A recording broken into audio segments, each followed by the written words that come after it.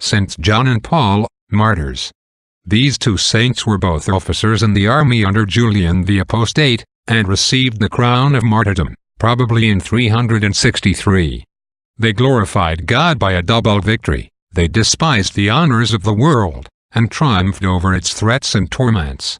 They saw many wicked men prosper in their impiety, but were not dazzled by their example. They considered that worldly prosperity which attends impunity and sin is the most dreadful of all judgments. And how false and short-lived was this glittering prosperity of Julian, who in a moment fell into the pit which he himself had dug. But the martyrs, by the momentary labor of their conflict, purchased an immense weight of never-fading glory.